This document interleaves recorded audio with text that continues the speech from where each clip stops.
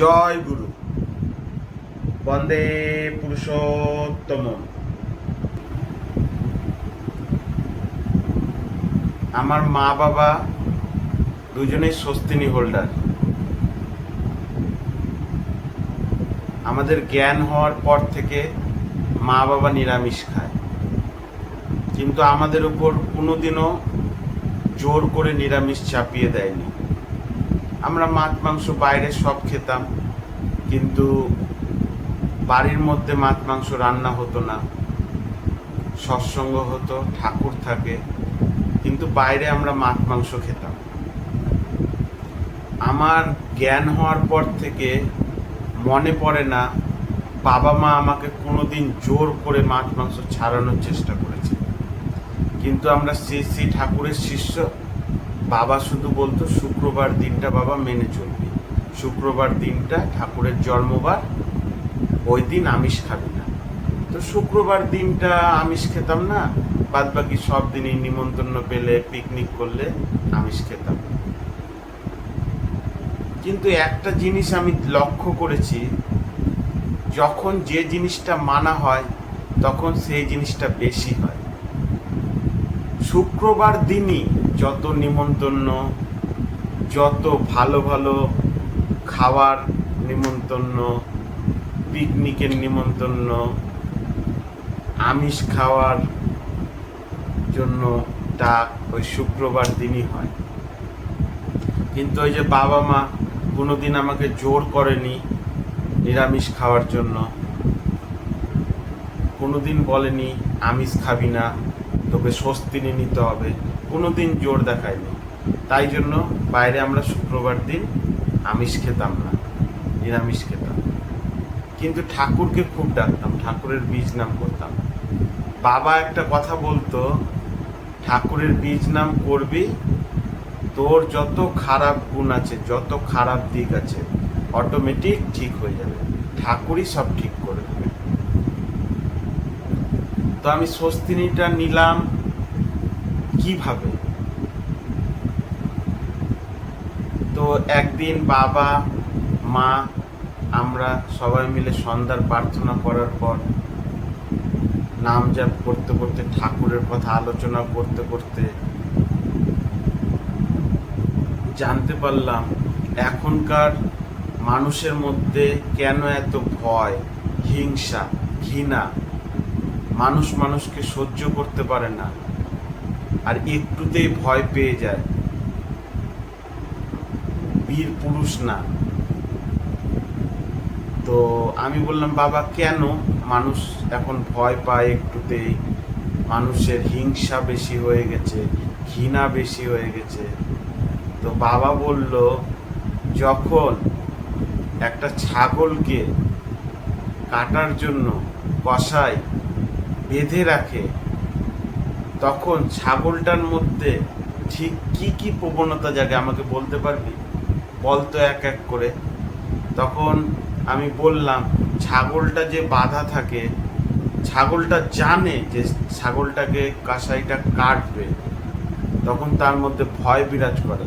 কারণ আমরা যদি জানি যে আমাদেরকে কেউ এখন গলা কাটবে, আর আমার সামনে আমার কোনো ভাই দাদাকে গলা কেটে মাংস পিস পিস করে বিক্রি করছে, তাহলে আমার মধ্যে কিরকম ভয় জাগবে, তা একবার ভাবলেই গা শিউরে ওঠে। তো ছাগলটার মনেও তো ঠিক একই ব্যাপার। 4-5টা ছাগল বাঁধা থাকে, তার মধ্যে একটাকে নিয়ে এসে গলা কেটে মাংস কেটে কেটে বিক্রি করে। তো ছাগলটা সেই জিনিসটা দেখছে, ছাগলটার মধ্যে ভয় জাগছে যে তাকে এখনই মেরে ফেলা হবে। ছাগলটার মধ্যে হিংসা জাগছে যে কসাইটাকে যদি আমি পেতাম, ওকে যে কি করতাম। ছাগলটার মধ্যে ঘৃণা জমছে যে ওরা নিজেদের জীবনের যেইভাবে বাঁচার সেইভাবে বাঁচতে পারছে না, তাকে এখন মেরে ফেলে দেওয়া হবে। যখন ছাগলটাকে কেটে ফেলা হলো এবং মাংস সবাইকে বিক্রি করে দেওয়া হলো, ওই মাংসটা এনে যখন বাড়িতে রান্না করা হলো, সেই মাংসটা যখন খাওয়া হলো, তাহলে মানুষের মধ্যে তো অটোমেটিক হিংসা, ভয় এগুলো জাগ্রত হবেই।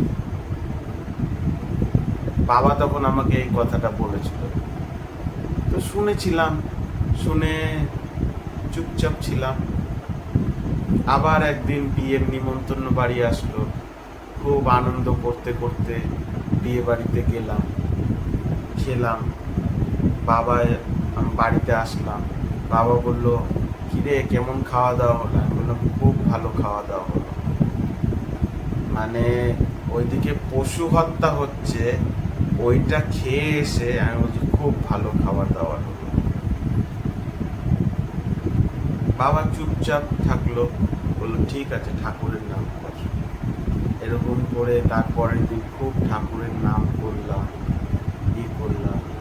তারপরে বাবাকে গিয়ে আমি বললাম, বাবা তোমাকে দেখে তো আমরা ভয় পাই, তো তুমি যদি আমাকে লাঠি দিয়ে মেরে কিংবা ভয় দেখিয়ে বলতা যে তোকে নিরামিষ খেতেই হবে, তোকে আমিষ খেতে দিব না, তাহলে তো তুমি পারতে এরকম করতে, আমরাও তো নিরামিষ খেতাম। তখন বাবা একটা কথা বলেছিল, সেই কথাটা আমার আজও মানে মনের মধ্যে এখনো বেঁধে আছে। আমার বাবা নাই, আমার বাবা মারা গেছে 8-9 বছর হলো, কিন্তু বাবার সেই কথাটা আমার এখনো মনে আছে। বাবা বলেছিল, ছেলে যখন সিগারেট খায় না, সিগারেট যখন বাবা দেখে ফেলে কিংবা ধরে ফেলে যে ছেলে সিগারেট খাচ্ছে, তখন বাবা যদি বেত এনে ডান্ডা এনে ওকে খুব করে মারে, মেরে ওর খাওয়া দাওয়া বন্ধ করে দেয়, বলবে আর সিগারেট খাবি, আর সিগারেট খাবি, ছেলেটা কিন্তু ভয়ে বলবে না বাবা আর আমি কোনোদিন সিগারেট খাবো না। কিন্তু কি হবে, সেই যে মোড়ের মাথায় গিয়ে ব্রিজের নিচে গিয়ে সিগারেট টানবে। কেন? বাবাকে দেখে ভয় পায়, বাবার সামনে খাবে না, কিন্তু অন্য জায়গায় গিয়ে ঠিক খাবে। তাই জন্য ভয় দেখিয়ে কোনো কাজ করানো উচিত না। ভালোবেসে যে কাজ করা যায়, ভয় দেখিয়ে সেই কাজ করা যায় না। তাই জন্য বাবা বলেছিল, ছেলেটাকে যদি বোঝানো যেত যে বাবা সিগারেট খাওয়া খুব খারাপ, সিগারেট খেলে শরীর খারাপ করে, শরীরের ক্ষতি হয়, আর সবচেয়ে বড় কথা বাবা তোকে নিয়ে আমার আর তোর মার খুব আশা, তুই যদি সিগারেট খাস আমি দুঃখ পাবো। ছেলেটা যদি এই কথাটা বুঝে নেয়, সে ব্রিজের তলে গিয়ে আর মোড়ের মাথায় গিয়ে সিগারেট খেতে পারবে না, কারণ সে জানবে সিগারেট খেলে তার বাবা কষ্ট পাবে, মা কষ্ট পাবে। এই জন্য স্বস্তি নেওয়ার কথা বাবা আমাদের কোনোদিন জোর করে বলেনি। বাবা বলেছে আরো ভালোবেসে যে বাবা নিরামিষ খাওয়া খুব ভালো। তো প্রথমে আমরা অতটা বুঝতে পারিনি, কিন্তু যেই মানুষটা আমাদের ছেড়ে পৃথিবী ছেড়ে চলে গেছে, তখন বুঝতে পেরেছি বাবা আমাদের ভালোর জন্যই বলেছে। তারপর আমি স্বস্তিনি নিয়ে নিয়েছি, আর সত্যি কথা বলতে স্বস্তিনি আমার মন থেকে নিয়েছি। কেউ আমার উপর জোর করেনি, কেউ আমার উপর অত্যাচার করেনি, আমি নিজের মন থেকে স্বস্তিনি নিয়েছি। আমি বিয়ে করেছি, আমার শ্বশুর বাড়িতে সবাই মাছ মাংস খায়, আমার বউ মাছ মাংস খায়, কিন্তু আমাদেরকে প্রথম একটু শ্বশুর বাড়িতে গেলে শাশুড়ি মা দুঃখ করতো যে আমার জামাই, একটা মেয়ের জামাই মাছ মাংস খায় না, শাক পাতা খায়, ওরা নিরামিষকে শাক পাতা বলে, শাক পাতা খায়, কষ্ট পায়। আমার বউ কিছুদিন আমাকে বলেছিল, তো আমার বউকে আমি একটাই কথা বলেছিলাম, এই জীবনে আমি আর মাছ মাংস খাবো না, পরের জন্মে যদি হয় তখন দেখা যাবে।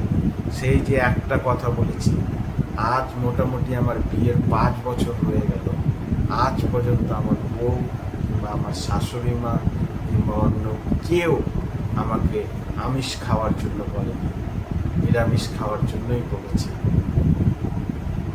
এই জন্মে আমি আর আমিষ খাবো না, খেতে পারবো না। কারণ ওই তো বাবা আমাকে জোর করে স্বস্তিনি দেওয়ায়নি। আমি ভালোবেসে বাবাকে খুব ভালোবাসি, মাকে খুব ভালোবাসি, আর বাবা মার ভালোবাসার জন্য আমি স্বস্তি নিয়েছি। না খেয়ে মরে যাব, কিন্তু কোনোদিন আমিষ আহার করবো না। তো ভালোর সাথে থাকলে ভালো হয়, তা আজকে আমি একটা জলজান্ত প্রমাণ পেলাম। গল্পটা আমি বলব। একটা আইনস্টাইন একবার বলেছিল, সতের সাথে থাকলে সৎ হয়, ভালোর সাথে থাকলে ভালো হয়। আইনস্টাইনের যে ড্রাইভার ছিল, আইনস্টাইনের সাথে সব সময় থাকতো। আইনস্টাইন যে বক্তৃতা দিত, ভাষণ দিত, আইনস্টাইনের ড্রাইভার তা শুনতো আর সব সময় থাকতো। তো আইনস্টাইনকে এক জায়গায় আমন্ত্রণ করেছিল বক্তৃতা দেওয়ার জন্য। আইনস্টাইনকে কেউ চিনত না সেখানে। তো আইনস্টাইনের ড্রাইভার বলেছিল, স্যার আপনাকে তো কেউ এখানে চিনে না, আজকে আপনার হয়ে আমি গিয়ে বক্তৃতা দিই। তো আইনস্টাইন বলেছিল, ঠিক আছে তুমি গিয়েই বক্তৃতা দাও। তো ড্রাইভারটা একদম আইনস্টাইন যা যা বলেছে, যা যা বলতো সব শুনে শুনে এমন অভ্যাস হয়ে গেছে, আইনস্টাইনের ড্রাইভারটা হুবহু আইনস্টাইনের মতো বক্তৃতা দিয়েছে। কিন্তু আইনস্টাইন তো আইনস্টাইনই, আইনস্টাইনের ড্রাইভার তো আইনস্টাইনের ড্রাইভারই। যখন বক্তৃতা শেষে আইনস্টাইনের ড্রাইভার চলে যেতে গেছিল, তখন একটি কলেজের স্টুডেন্ট তাকে দাঁড় করিয়ে একটি প্রশ্ন জিজ্ঞাসা করে। সেই প্রশ্ন তো আইনস্টাইনের ড্রাইভার বলতে পারবে না, মনে মনে সে জানে। তখন সে তার বুদ্ধি লাগিয়ে বলল, এত সহজ প্রশ্ন, আমি কি, আমার ড্রাইভারই এর উত্তর পারবে। তখন আসল আইনস্টাইন ওই প্রশ্নের উত্তরটা দিয়েছিল। এইটা বলার কারণ, ভালোর সাথে থাকলে ভালো হবে। আইনস্টাইনের ড্রাইভার, কিন্তু তারও উপস্থিত বুদ্ধি দেখো কতটা বেড়ে গেছে আইনস্টাইনের সাথে থাকলে। এই কথাটা বলার কারণ হলো, আজ আমার বউ নিরামিষ খায়, বলবো না একদম নিরামিষ খায়, কারণ আমাকে নিরামিষ রান্না করে দিতে দিতে দিতে ওর মনটাও হয়ে গেছে নিরামিষ। স্বস্তিনি নেয়নি, কিন্তু এখনো নিরামিষ খায়। তো সকাল থেকে সন্ধ্যা পর্যন্ত আমাদের ব্যাংকের কাজ থাকে, ঠিকঠাকভাবে সৎসঙ্গে যাওয়ার সময় হয় না। তবে কর্মসংস্থানে যতক্ষণ সময় পাই ঠাকুরের বীজ নাম করতে থাকি। আমি অত লোকের সাথে কথা, গল্প, সমালোচনার দিকে থাকি না। আমি সবসময় একা থাকা পছন্দ করি। কিন্তু আমাদের ব্যাংকে, আমাদের স্টেট ব্যাংকের শাখাতে 100 রকমের লোক আসে। 100 রকমের লোকের সাথে বিভিন্ন রকম কথাবার্তা বলতে হয়। তো আজকে ব্যাংকে যখন ছিলাম, লিঙ্ক ছিল না। লিঙ্ক না থাকলে সামনে অনেক কাস্টমার থাকে, বউ বেটিরা থাকে। তো আমার বউ একটু গল্প করতে ভালোবাসে, সামনে গিয়ে গল্প করছিল। তো আমি ব্যাংকের ভিতরে বসে ঠাকুরের বীজ নাম করছিলাম, আর ওদের গল্পটা আমার কানে আসছিল। তো একটা কাস্টমার, মানে একটা মা আমার বউকে বলল, নিরামিষ খাওয়া তো খুবই ভালো, নিরামিষের মতো খাবার হয় না, কিন্তু যারা নিরামিষ খায় তারা তো অন্যের হাতের খাবার খায় না, এইটা আমার একদম পছন্দ না। তখন আমার বউ শুনে হাসলো এবং মৃদু স্বরেই বলল যে এটার কারণ হচ্ছে আমাদের মা বোনেরা কিংবা যারা রান্না করে তাদের মনের মধ্যে যা চলে কিংবা যে অবস্থা নিয়ে রান্না করে, যেরকম কারো ক্ষতি করার চেষ্টা করে রান্না করছে, হিংসা নিয়ে রান্না করছে, রাগ নিয়ে রান্না করছে, ওই রান্নাটা যদি সে খায়, যে নিরামিষ খায় সে খায়, তাহলে তার মধ্যে ওই প্রবণতাটা জেগে উঠবে, ঠাকুরের নাম ধ্যান ঠিকঠাকভাবে করতে পারবে না। তাই যারা নিরামিষ খায়, যারা স্বস্তিনি হোল্ডার, তারা অন্যদের হাতের অন্ন খায় না। এটাই হচ্ছে কারণ। তারপর কাস্টমারটা বলল, আমার বাড়িতে আমি নিরামিষ খাই, 35 বছর ধরে আমি নিরামিষ খাই। আমাদের গুরুর দীক্ষিত না, শ্রী শ্রী ঠাকুরের দীক্ষিত না, 35 বছর ধরে নিরামিষ খায় আমার ওই বাড়ির মাটা। কিন্তু রোজ ওদের বাড়ি ঝামেলা হয়। ওর মা, ওর স্বামী, ওর ছেলে আমিষ খায়, তো রোজ ঝামেলা হয়। তো এইখানে আমি কি করব? নিরামিষ তো খাওয়া ভালো, নিরামিষ তাহলে ওরা কেন খাবে না? তখন দেখলাম আমার বউ হেসে বলল যে না, আপনি ভুল করছেন। নারীর প্রথম ধর্ম হচ্ছে সংসার ধর্ম। সংসারকে বাঁচিয়ে ঠাকুরকে ডাকতে হবে। পতি সেবাও একটা ঠাকুর সেবা। তাই জন্য স্বামী সন্তান যা খাবে তাই রান্না করে দিতে হবে। তুমি নিরামিষ খাচ্ছ, খুবই ভালো কথা, কিন্তু স্বামী সন্তান যদি আমিষ খায় তাকে আমিষ খেয়ে থাকবে। আর নারীদের এরকম ক্ষমতা, 35 বছর ধরে যে নিরামিষ খাচ্ছেন, আপনি যদি রান্না করার টাইমে ঠাকুরের বীজ নাম করতেন আর বলতেন ঠাকুর আমার স্বামী আর সন্তানকে সৎ বুদ্ধি দাও, এরাও যেন নিরামিষ খায়, আর ঠাকুরের বীজ নাম করতে করতে যদি রান্না করতেন, তাহলে 35 বছর কেন, 2 বছর কেন, 6 মাসের মাথায় আপনার স্বামী আর ছেলে নিরামিষ খেত। এটা আজ থেকে করে দেখুন, 1 বছর পর আমার সাথে দেখা করবেন, আপনার স্বামী আপনার সন্তান ওরাও নিরামিষ খাবে। তো এই কথাগুলো শুনে আমার এত ভালো লাগলো, মানে আমার মিসেস কিন্তু স্বস্তিনি না, কিন্তু নিরামিষ খাওয়ার গুণ যে এত, আমি নিজে নিরামিষ খেয়েও জানি না। তারপরে আর একটা কথা, আমার সব বন্ধু বান্ধব মদ খায়, মাংস খায়, নেশা করে, কিন্তু আমি নিরামিষ খাই বলে আমাকে কোনো বন্ধু মদ খাওয়ার কথাও বলে না, মাংস খাওয়ার কথা তো বলেই না, নেশা করার কথা বলে না। বরঞ্চ কোনো অকেশনে গেলে, কোনো নিমন্ত্রণ বাড়িতে গেলে, ওরা যখন মদের প্রোগ্রাম করে আমাকে দেখলে সাইডে হতে করে, বলে ও নিরামিষ পার্টি আছে, ওকে বলিস না। এই জন্য আমার নেশা মুক্ত আর একদম মানে সব সময় ঠাকুরকে ডাকতে পারি মন দিয়ে, মানে নেশা টেশা থেকে দূরে। তাই আমার মিসেস, আমার বউ বলছে যে আমার স্বামী নিরামিষ খায় বলে আজকে একটাও নেশা করে না। তাই আমি আজ খুবই খুশি, খুবই খুশি আমার স্বামীকে নিয়ে। তো এর থেকে বড় প্রাপ্তি আর কি? স্বস্তিনি যে আজকে আমি নিয়েছি, আমার তো ভালো হচ্ছে, কিন্তু আমার মিসেস, আমার বউ যে বলছে যে আজ আমার স্বামী নিরামিষ খায় বলে কোনো নেশা করে না, কোনো বন্ধু বান্ধব আমার স্বামীকে কিছু নেশার কথা বলেই না, মাছ মাংসের কথা বলেই না। আর এই কারণে আমার বাইরের খাবার টোটালি বন্ধ, আমি একমাত্র বাড়ির খাবারই খাই, আর নিরামিষ খাই, ডাল ভাত খাই, আর এতে আমি খুবই খুশি। তাহলে স্বস্তিনি নেওয়ার কত লাভ বন্ধুরা, তা তো জানতেই পারলে। তখন আমার বউয়ের পরিপ্রেক্ষিতে ওই কাস্টমার, ওই মাটা আবার বলল যারা নিরামিষ খায় তারা কি মদ খায় না? তখন আমার বউ বলল অবশ্যই খায়। যারা নিরামিষ খায়, মদ খাওয়ার পরিমাণ 100 জনের মধ্যে 1 জনের, 99 জনই ভালো। বউটা সেই কথা শুনে খুব ভালো ভাবলো, আর স্বস্তিনি নিলে অন্যের হাতের অন্ন যে কেন খেতে হয় না, এই ভুল প্রমাণটাও আমার বউ ভাঙিয়ে দিল, যে নাকি স্বস্তিনি না।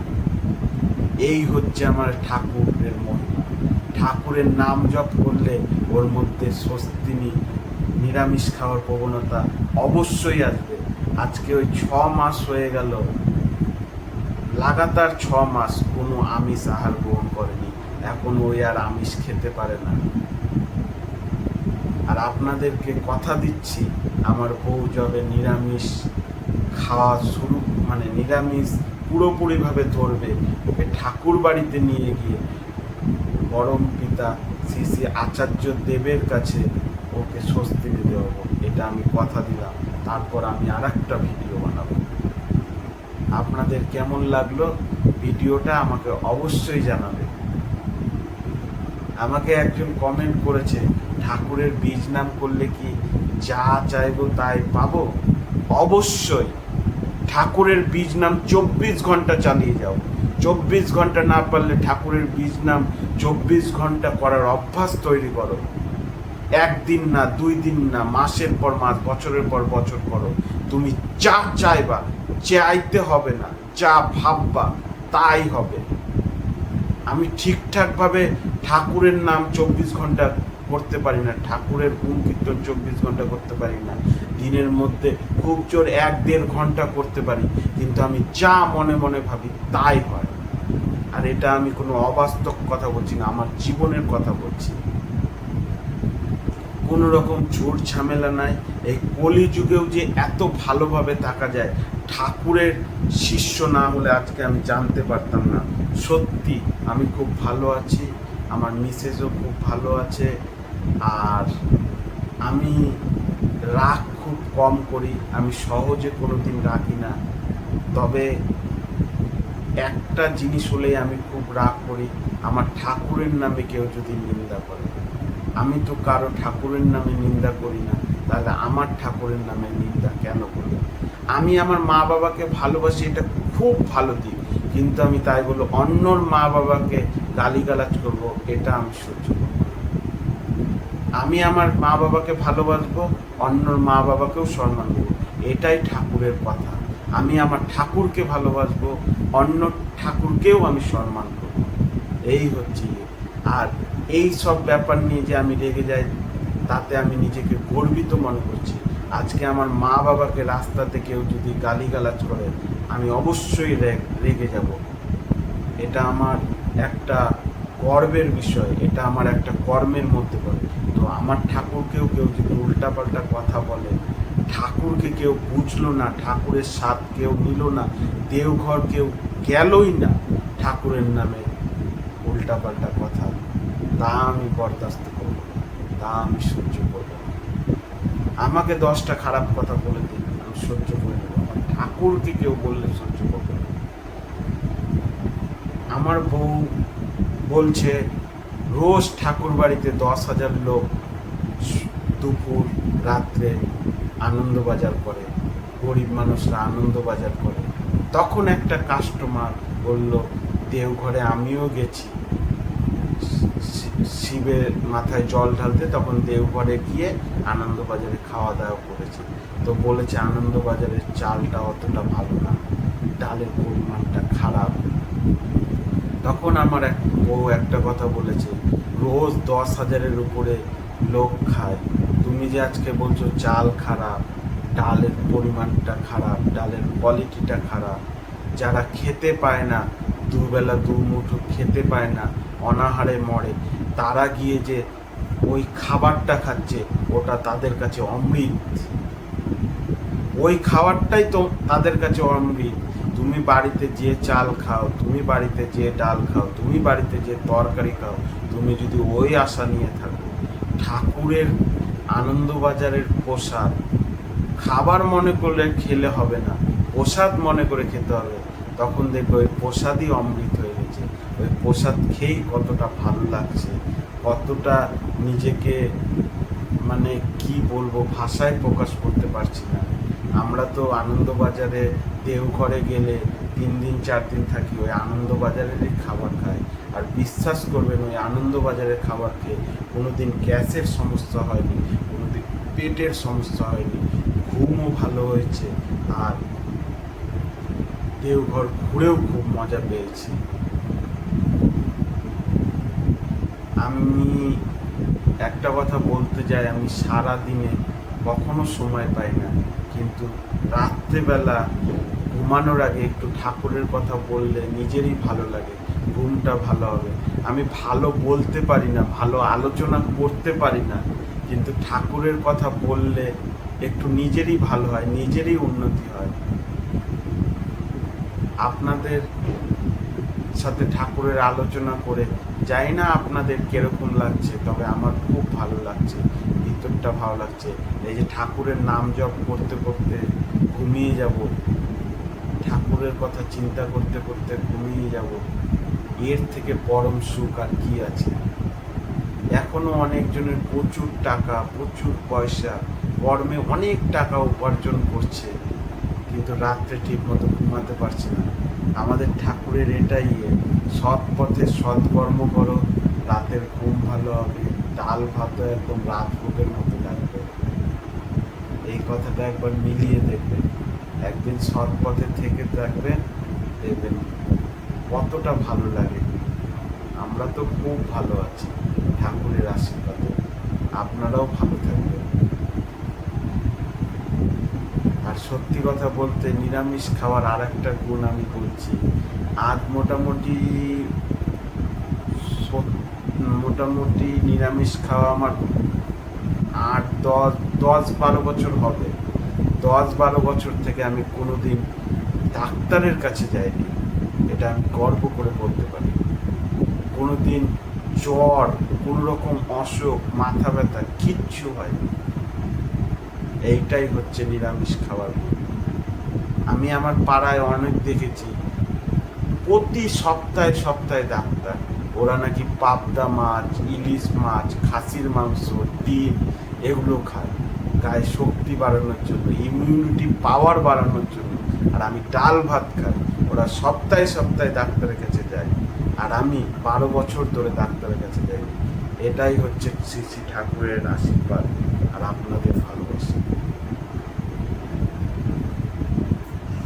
জয়। আমি ভালো আলোচনা করতে পারি না, তবে ঠাকুরের কথা বলতে আমার খুব ভালো লাগে। আমার মনের মধ্যে যা যা ছিল সব আপনাদের সামনেই বলে দিলাম। প্রতিদিন রাত্রে আমি এরকম একটা করে ভিডিও দিব, আপনারা শুনবেন। জয় গুরু, ভালো থাকবেন।